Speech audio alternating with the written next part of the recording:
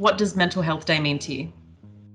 So Mental Health Day means to me, like, I think it's about being able to just like talk openly about these sort of issues.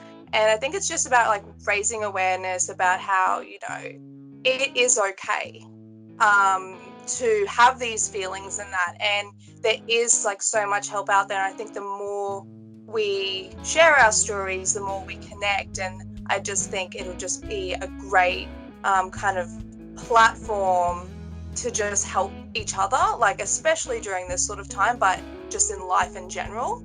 What steps do you take to stay on top of your mental health? Yeah, well, a lot of the thing I've always tried different things because some things help in some situations and some things help in other situations. So I do find exercise is a big one for me. So it might just be as simple as like a walk, but I've been like taking up like hot yoga and Pilates and that is just like so freeing. And I find that really helps. And because, the ideology of, exercise and serotonin and that sort of thing, it is actually true. I do love doing like a lot of my craft stuff, like even if it's just like knitting or, playing around with like even just sewing and stuff like that. And then other times it's just, I just need to chill and just put like funny show on, and it's like you just kind of get lost in the zone and it's like, it's okay. So I do like it. Yeah, it just depends on the day and the situation. How has your mental health been affected, especially in a time like COVID? It's definitely been up and down, like no doubt. I have my days where I'm like, embrace the suck. I know we're all going through it. I try and be as positive I can. I'm like extra super nice to people just because I know everyone else is having like a really hard time. But then other times I'm kind of like, it's just the way, I guess, it kind of all comes down on you and you kind of realize what's actually happening. So depends on the day.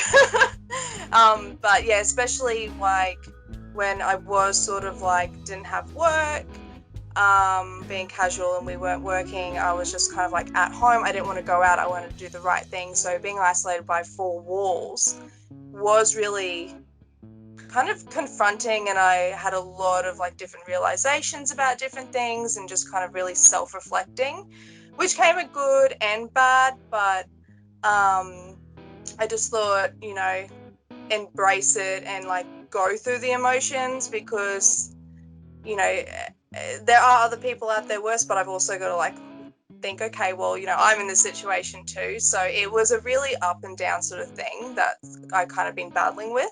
Yeah. What would you say to other people who may be struggling at the moment? That it's okay.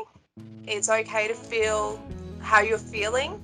But don't forget that there are other people out there, and there are so many resources now, like your like hotlines, even like your psychologist. I love mine. She's like fantastic. Like, it's okay, and you don't have to feel stupid about it.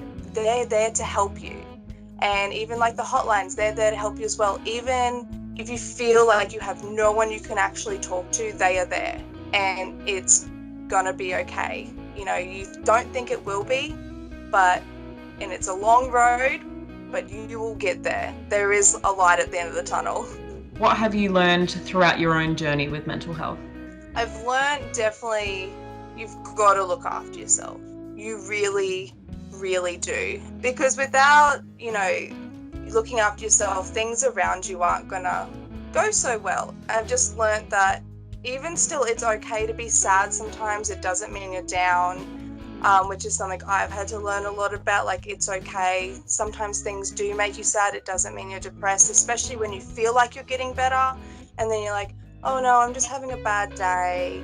But it's actually not. You're okay to express those emotions. And definitely opening up. Like, don't keep things bottled inside. I've been I was diagnosed at 17. I probably had, and this was depression. I was also diagnosed with psychosis as well. But earliest recollection of depression was from about the age of 11. I didn't want to like go to like a psychologist or anything, but then I was like urged to, and then I was immediately put on medication because it was like, this is like really serious, and we had to get like a doctor's approval and everything for medication because I was only 17. Yeah. It helped so much, and seeing a psychologist, like I had to see one every week for a year before anything actually started changing. And I would just cry and cry and cry, and it was just, I don't want to be here, like as in seeing the sessions and things like that. And she's like, no, you don't have to be. And I was like, no, I need to. Like, it's not an easy journey to be on to get better. But like it was 10 years I've been seeing her in June 22nd. And it's like, I'm like best friends with my psychologist. And you can have good relationships like that. And like, I still see her now, not every week. I've still had my ups and downs with that. And like, sometimes you're not going to get the right medication. You're going to have to change like a zillion times sometimes to get the right one, right dose. And a lot of other people don't realize, like, sometimes with depression, it's clinical, sometimes it's reactive. Mine was clinical, unfortunately, so probably have to be on medication for the rest of my life because of the chemical balance in my brain. And people look so down upon medication. You've really just got to talk to your GP or your psychologist or whoever, and yeah, just like see what's going to be best for you, because for some people it's not going to work as well as it worked for others. But for me, thankfully, gotten the right one. You know, I was lucky even with a psychologist, like have such a good one straight up, because not everyone's going to be matched straight away with the person that's gonna, you know, be the one for you kind of thing. Like even my example, like I was so bad at the age of 17, I'm 27 now, and things are so much better. So it is like I still struggle some days, some months will be good, some months will be bad, but there is a silver lining.